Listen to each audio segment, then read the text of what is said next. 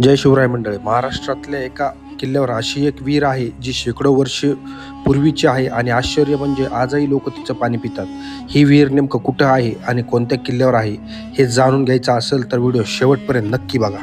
जय शिवराय मंडळी. पन्हाळगडाच्या दुसऱ्या भागात तुमचं स्वागत करतो. मागच्या भागात आपण कोल्हापूरहून निघून या चौकापर्यंत आलो होतो आणि आपण आलोय आज इथं त्या वीराच्या पुतळ्यासमोर ज्याने स्वतःचा जीव देऊन छत्रपती शिवाजी महाराजांना वाचवलं होतं.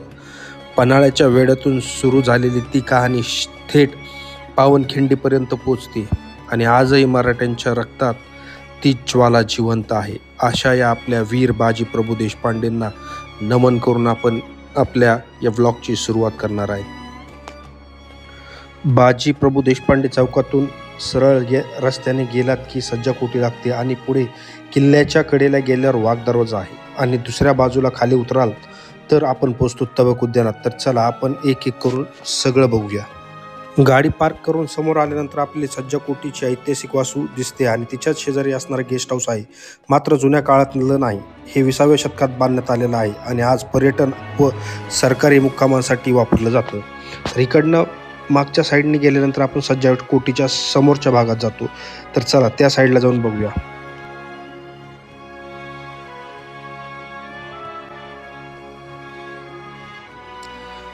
चलत आल्यानंतर आपल्याला पुढे ही वास्तू दिसते. ही आहे सज्जाकोटी आणि हा आहे सज्जाकोटीचा परिसर आणि ही दिसते ती आहे तटबंदी. तर आपण सगळ्यात आधी इथला परिसर बघून घेऊया, मग सज्जाकोटीचा इतिहास बघूया. तर चला.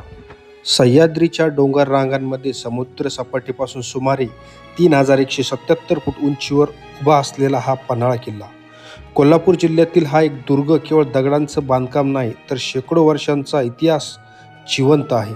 इसवी सन 1178 ते 1209च्या दरम्यान शिलाहर राजा भोज दुसरा याने या किल्ल्याची उभारणी केली. त्या काळी या दुर्गाला परनाल दुर्ग म्हणून ओळखलं जायचं. पुढे यादव, बहमनी आणि आदिलशाही सत्तेखाली हा किल्ला गेला. आदिलशाही काळात किल्ल्याची तटबंदी अधिक मजबूत करण्यात आली आणि पन्हाळा एक अभेद्य दुर्ग बनला. खरं तर या किल्ल्याचं महत्त्व वाढलं ते छत्रपती शिवाजी महाराज यांच्या काळात. इसवी सन 1659 मध्ये महाराजांनी पन्हाळा किल्ला जिंकून घेतला आणि स्वराज्यात सामील केला. पण 1660 साली सिद्दीजोहरने या किल्ल्यावर भीषण वेढा घातला आणि परिस्थिती गंभीर केली आणि इथूनच सुरुवात झाली इतिहासातील एक थरारक घटनेची. पन्हाळगडावरच्या तटबंदीवरून दिसणारं हे दृश्य बघा आणि बघत बघत पुढे जात असताना माझी नजर गेली ती इथं असलेल्या 3 भुयारी दरवाजांकडं. या दरवाजांचा नेमकं काय उपयोग असेल, कशा असतील हे बघण्यासाठी आपण पुढे होऊन बघितलं आणि एका दरवाजातून आतमध्ये जाऊन आपण बघितलं की पुढे आपल्याला काय दिसतंय. तर पुढे जाऊन बघितल्यानंतर मंडळी आपल्याला दिसलं तो म्हणजे खालचा नजारा. ही कदाचित चोर दरवाजा असेल त्या काळातला की इथं उभारून आपले मावळे खाली असणाऱ्या शत्रूंवर तोफांचा मारा किंवा हल्ला करण्यासाठी बांधण्यात आलेले असे 3 दरवाजे आहेत आणि तिन्ही दरवाजातून एकदम खालचं लांबपर्यंतचं आपल्याला इथून बघायला मिळालं. तसंच आपण इथून पुढून निघून आपण त्या समोर असलेल्या बुर्जांकडे जाणार. इथं या साईडला अशा 2 प्रकारचे बुर्ज आहेत ज्यावरती टेहळणी किंवा सैनिकांना उभे राहून तोफ चालवण्यासाठी, बाण चालवण्यासाठी किंवा पहारा देण्यासाठी बांधलेले असे 2 बुरुज आहेत. तर एक बुरुज हा आहे, दुसरा समोरचा आहे. हे काय आहे हे मला कमेंटमध्ये नक्की सांगा आणि इथून दिसणारा खालचा परिसर मंडळी बघा. खरं तर महाराजांनी रात्रीच्या अंधारात पन्हाळ्याहून विशाळगडाकडे प्रयाण केलं होतं आणि त्यांच्या सुरक्षिततेसाठी बाजी प्रभू देशपांडे यांनी घोडखिंडीत प्राणाची आहुती दिली हे आपल्या सर्वांना माहिती. आणि पावनखिंडीची ती लढाई आजही आपल्या मराठ्यांच्या शौर्याची ज्वाला पेटती ठेवतं. हा इतिहास आपण जपला पाहिजे, जाणला पाहिजे. ज्या प्रकारे छत्रपती शिवाजी महाराजांचे पाय या पन्हाळ किल्ल्याला लागले त्याचप्रमाणे छत्रपती संभाजी महाराजांचाही या किल्ल्याशी जवळचा संबंध होता. पन्हाळा हा आपल्या मराठा साम्राज्याचा मजबूत आधार ठरला. म्हणूनच म्हणतो मंडळी, पन्हाळा हा फक्त एक किल्ला नाही, तो आहे स्वराज्याच्या संघर्षाचा साक्षीदार, मराठ्यांच्या शौर्याचा अभिमान आणि इतिहासाच्या पानावर अजरामर झालेलं एक दुर्ग वैभव. आणि हा आहे दुसरा बुरुज.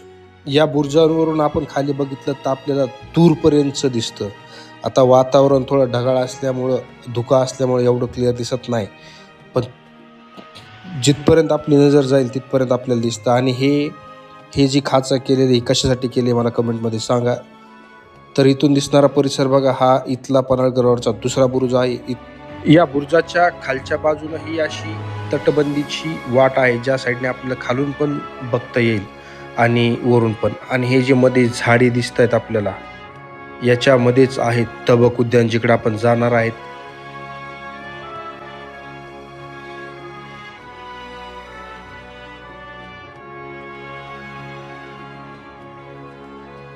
हे दोन बुरुज बघितल्यानंतर आपण आता परत चाललोय सज्जा कोटीच्या वास्तूकडे. ही आहे पन्हाळगड किल्ल्यावरील सज्जा कोटी. आदिलशाही काळात बांधलेली ही 3 मजली भव्य वास्तू इसवी सन 1660 मध्ये सिद्दी जोहरच्या वेढ्यात या सज्जा गॅलरीतून महाराज शत्रूंच्या हालचालीवर नजर ठेवत होते. रणनीतीच्या दृष्टिकोनातून बांधलेला हा वर जाण्याचा पायरी मार्ग छोटा आहे, म्हणजे बघितलं तर तुम्ही एका वेळी एका माणसाला व्यवस्थित चालता येईल अशा प्रकारचं. आणि उजेडासाठी समोरच आपल्याला एक खिडकी दिसते, त्या खिडकीतून प्रकाश आत येतो, इथं उजेड होतो. आणि इथून आता बघू आपण बाहेर दिसणारं कसं दृश्य आहे. तर इथून पण बऱ्यापैकी आपल्याला बाहेरचं दिसतं. तर हा परिसर बघा. तर आता आपण वर जाऊया. वर आल्यानंतर आपण बघितलं तर अतिशय चांगल्या प्रकारचं वास्तू किंवा ही बनवलेली डिझाईन, पांढऱ्या रंगात म्हणजे चुना वापरून बनवलेलं हे सगळं डिझाईन बघायला इतकं चांगलं वाटत होतं की आपले महाराज 5 महिने इथं राहिले होते. ज्यावेळेस म्हणजे सिद्दी जोहरचा वेढा होता त्यावेळेस महाराज इथं 5 महिने राहिले होते. आणि महाराजांनीच इथूनच महाराजांनी विशाळगडाकडे जाण्याची योजना आखली होती. आणि त्यानंतर पुढे घडला पावनखिंडीचा थरारक इतिहास. सज्जा कोटी म्हणजे ही फक्त इमारत नाही, तर ही स्वराज्याच्या धाडशी निर्णयाची साक्षीदार आहे. आणि ह्या छोट्या छोट्या रूम आहेत. तो आत्ता बघितलेला आपण मधवा मजला होता, हा खालचा मजला आहे. याच्यात पण आपण बघूयात आतमध्ये गेल्यानंतर काय आहे. आणि सर्वात महत्त्वाचं म्हणजे याला सज्जा कोटी का म्हणतात, तर याचा अर्थ असा आहे की सज्जा म्हणजे गॅलरी किंवा बाहेर आलेली बाल्कनी. या कोठीच्या पुढील बाजूस ही समोर जे आपल्याला दिसतंय कमानीदार गॅलरी आहे, म्हणून या कोटीला सज्जा कोटी असं नाव दिलेलं आहे. ही वास्तू पूर्णतः दगडी मजबूत बांधकामात केलेली. इथं कमानीदार खिडक्या आहेत. ही पुढं आलेली गॅलरी आहे. याची रचना 3 मजली आहे आणि वरच्या मजल्याहून आपण बघितलं आपल्याला किती लांबपर्यंत दिसत होतं. खरं तर ही वास्तू फक्त संरक्षण आणि निरीक्षण या दोन्ही हेतूंनी उपयोगी करून बांधलेली होती. तर आता आपण तिथून बाहेर आलोय. आता आपण जाणार आहे तबक उद्यानाकडे. पन्हाळा किल्ला हा असा एकमेव किल्ला आहे जिथे लोकवस्ती आहे. म्हणजे सुरुवातीला इथं फक्त सैनिक आणि राजकीय अधिकारी राहत होते, पण काळ बदलला, सत्ताधीश बदलले, बहमनी, आदिलशाही आणि नंतर स्वराज्य, अंबारखाने, पाण्याची टाकी आणि मजबूत तटबंदीमुळे हा किल्ला एक सुरक्षित निवासस्थान बनला. आणि हळूहळू इथं कायमस्वरूपी लोकवस्ती वाढू लागली. आजही आपण बघितलं तर आपल्याला पन्हाळ्यावर गाव वसलेलं दिसतं, जसं शाळा, घरं आणि इतिहास एकत्र नांदताना आपल्याला बघायला मिळतो. खरं तर पन्हाळा म्हणजे फक्त किल्ला नाही, तो जिवंत राहिलेला आपला इतिहास आहे. आता आपण जातोय ते तबक उद्यानाकडे. आणि तबक उद्यानाकडे जाताना आपल्याला हा वाघ दरवाजा लागतो. पन्हाळा किल्ल्याच्या तटबंदीतील एक मजबूत आणि रणनीतीपूर्वक प्रवेश मार्ग. सरळ रस्ता नाही, तर वळण घेत आत जाणारी रचना, जेणेकरून शत्रूला थेट हल्ला करता येऊ नये. उंच भिंती, मजबूत बुरुज आणि यावरून लक्ष ठेवण्यासाठीची खास जागा. वाघ दरवाजा म्हणजे फक्त एक प्रवेशद्वार नाही, तर तो पन्हाळ्याच्या अभेद्य संरक्षण व्यवस्थेचं प्रतीक आहे. पन्हाळा किल्ल्याच्या तटबंदीमध्ये लपलेला हा आहे वाघ दरवाजा. नाव जसं दमदार तशीच त्याची रचना देखील भक्कम.